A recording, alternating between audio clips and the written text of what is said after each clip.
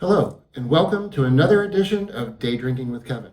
For the last week, we have been in France, traveling from Champagne to Chablis to Burgundy, and now we're in Beaujolais, and I have met one of the most fascinating people that I've ever met in traveling all over the world talking about wine. This is Nicolas, and we're going to be talking about some of the most fantastic stories that you have. Nicolas is a wine educator, a teacher. He is a VIP wine tour professional. And most of all, he is a member of the Burgundy Wine Union, yes. Wine Union. Yeah. And you know, there's been so many stories that we have shared together over the last week, and I wanted him to share them with you.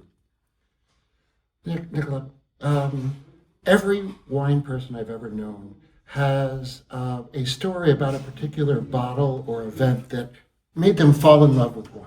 Tell us about yours. Yeah, but me, it's a very strange story because I live in Burgundy. Like you said, I'm working for the Burgundy Wine Board, but my bottle is a Bordeaux wine. So it's I should not say that too loud because my friend will have a problem with me. But yes, this bottle was like an emotion and a discovery because it's when I was a trainee as a sommelier, and it was very complicated for me to put flavors on wine. For me, wine smell wine, and like a lot of us, when we discover wine smell wine. And my head sommelier was like, you should smell vanilla, you should smell strawberry, raspberry, thing like that. And one day, after 15 days of working in this restaurant, and I had a bottle of Chateau Giscourt, which is a Bordeaux, 1990, and put my nose on it, and I was like, oh, that's raspberry. That's a bit of vanilla. That's a bit of oak. And it was like, what, kind of a revelation. And from that day, I think I understood how my brain was working. So in this little square, I've got strawberry. In this little square, I've got lemon. And so that was like, for my job, that was my first wine. But when I start to really enjoy wine was when I did my study at catering, when that was at school. So I was in première, so I don't really know the equivalent, but I was roughly 16, 17. And I had a teacher of geography viticole. And this guy made me understood that wine is about food and wine, geography, history. And I really enjoyed the fact that to put all that all together. And it's why I tried all during this week to show you that history is linked to geography, is linked to the wine, to what we taste inside the bottle. And that I think where my passion starts, and I try to pass it on at the university at my little level, and so that's what I enjoy. And so those two moments I think were quite important for me in my sommelier career, and after for what I'm doing today.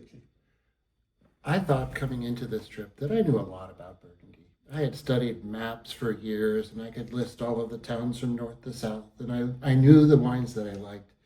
But actually being here and seeing the slopes and the aspect and seeing how each of the plots are related to one another, and even looking at the topographical maps that you showed us that are 3D, opened my eyes to a world that I never knew was out there. And now I know this much about Burgundy, and I want to know more. What about your favorite Burgundian wine? That's impossible to say, actually. Okay. Not in a way because I don't want. It's just like, for me, there is so many aspects of Burgundy. We start, like you say, in Chablis, with very crispy, citrusy, lemony kind of wine, and we finish this morning in Pouilly-Fuissé, and you've got very exotic Chardonnay. So I think, and after you've got like the regional and the Grand Cru. So I think you've got different level, different Chardonnay, and I think there is a wine for each moment. If we are working in the vineyard in the morning, I want a crispy Aligoté or a crispy Chablis. If it's a birthday, yes, why not a Premier Cru or a Grand Cru? But I will love them at the moment and with the person with I share this wine. So it's very difficult to tell you. Now summer is coming, so I will tend to go more on white. When we talk about those wines in the winter, we talk about Bœuf Bourguignon, things like that, Coq au vin. In the winter, yes, you need wine to warm you up, like we taste some Gevrey Chambertin, some Chambol Musigny with a bit of a body. So I think depending on the moment, there is a wine. So to tell you exactly which wine I prefer, it's very complicated. And now you know there is few winemakers up there So there is plenty to choose, but it's very complicated for me to tell you a wine. But yeah, so I would have been surprised if you actually answered that question. Tell me about maybe your favorite vintage in the last, say, 20 years. So it's funny because we had this conversation this week about warm and cool vintage. I really love acidity. So and at the moment we test the 21, Okay. and we have these conversations that 21 was a bit too acidic, but for me 21 is something very good. So I like the cool vintage. Okay. I'm not too much in the warm vintage. So but 16, I would say in the last 20 years, like the century, we can say the vintage of the century because the century started like 20 years ago. Yeah, well, I love 16, 10 was fantastic vintage. Those vintage are difficult to find now, but they are very good. But nowadays, we drink the wine a bit younger too, and I think the 21 they drink beautifully at the moment. The 22 we taste few 22, they are nice. Yeah, that's the vintage I will look for in the future.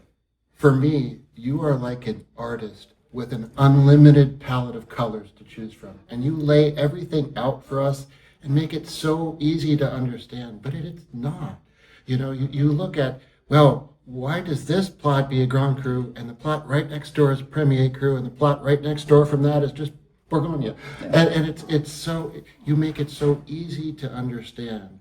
You know, what can people do to, other than taste wine, which is a good thing, don't get me wrong, to better understand Burgundy and have the same passion and enthusiasm for Burgundy wine? And first, of course, to put a feet in Bourgogne, you need to taste some of them. If you like Pinot Noir or Chardonnay, that will be the decision to go further first. I think it's always important to be able to say, when you test a glass, and I'm sure it's what you do, I like it or I don't like it. Mm-hmm. After, it's my job to make you go further, to make you taste, to make you understand why. I had the same problem when I did my study.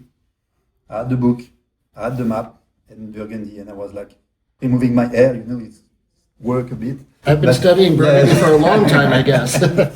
Yeah, and I was like, and one day I met a friend and he was studying in Beaune. He said, all right, spend a week with me and you will have a better understanding. All my friends are son of winemaker. We'll visit them during the week and you will see how is Burgundy. So I spent a week with him during one of the holidays we had during this year of school. It was an hard week because he was testing every night. I was very young at that time, not very used to, much more experience now. So for the speaking and everything.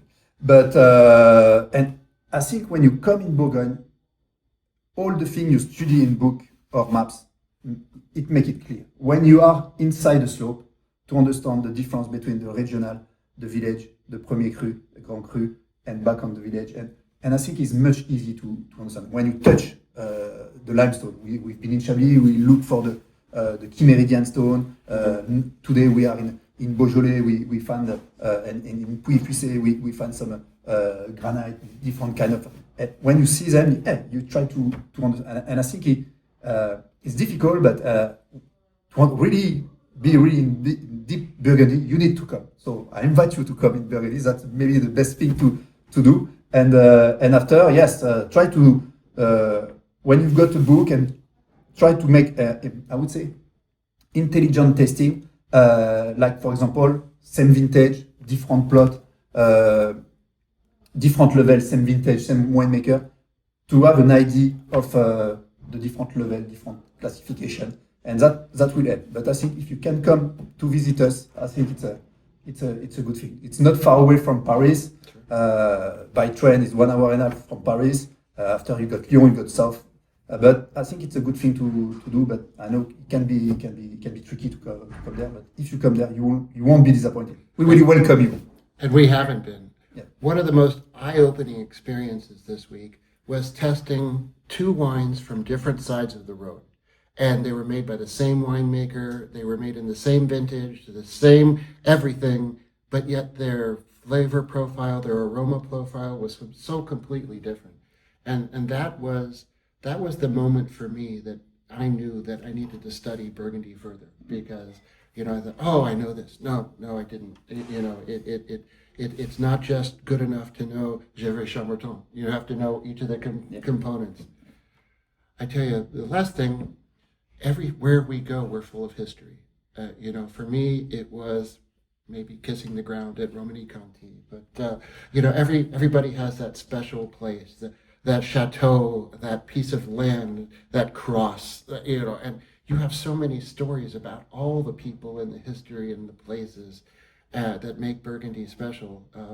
Is there a favorite spot that you like to stand and maybe have a glass of wine and a baguette and some fromage and just enjoy the spectacular thing that you see every day? Yeah, there is few spots. I hope. Yeah, I don't know if you had time to go there yesterday, because of course Romane Conti, it's nice. Everyone is there, like you say. Sure. No problem. It's a must see. But there is a spot which is slightly more in the north. It's in Moret Saint-Denis, and it's at the top of the Clos des Lambrets. As well, very quiet area, and on this spot, it's very nice. You've got the village plot on the top, the Grand Cru in the middle, and when you look at behind you, you can see the limestone. You look at in front of you, you can really see the clay and the limestone, the difference, and as well, it's a very quiet area. You've got a little cabot, which is beautiful. I really enjoy this spot in Côte de Nuit. There is not a lot of people who come there, because it's not like the Romane Conti. Everyone wants to do the Romane Conti, go and taste. But this one, I think, is a really good spot to see. And in Côte de Beaune, there is one which I find very, very interesting, a bit more famous, a bit more difficult to access. So you cannot go there with all the car. It's a bit complicated. You've got the Hill of Corton, and on the side of it, you've got Pernan-Vergelès. And on the top of Pernan-Vergelès, you've got a little Virgin Mary who protect the village of Pernan-Vergelès, and it's on the little plateau, and it's a nice area to have like a nice barbecue picnic, and I like to do like small picnic with group there. It's as well very quiet, and the view is just like nearly 180 degrees view, and it's just fantastic. South exposition, you can see all the plot. You've got the Hill of Corton on one side, so you can speak about this famous hill. We did the tour of the Hill of Corton with the cross, with a nice story about it. Yes, absolutely. True story, actually. And but yes, that's one of the plots I really enjoy. There is another one in Saint-Romain, which is a beautiful cliff and a beautiful castle, which is nice, but as well, it's like you need to walk a bit more to go there. But yes, that's the three main spots I like. And closer to my home, because I live close to Côte Chalonnaise. There is one plot as well in Mercury, in Hameau of Touche, on the top of Mercury. So it's three areas. So Côte Chalonnaise, Côte de Beaune, Côte de Nuit, and this one is a nice one to see if you want to do pictures. But in Bourgogne, there's nice, everywhere you will find some good spots. We've had an amazing time. Well, day drinkers, if you want to know how to get in touch with Nicolas, just DM me, and I will put you in touch with an agency that can set you up with some of the most amazing travel experiences that Burgundy has to offer. Nicolas, thank you so much for taking the time to speak to me today. I really appreciate it. Hey guys, if you like this episode, give it a thumbs up. And if you're not a subscriber, consider subscribing. And until next time, this is Kevin McGuire saying salute. Cheers.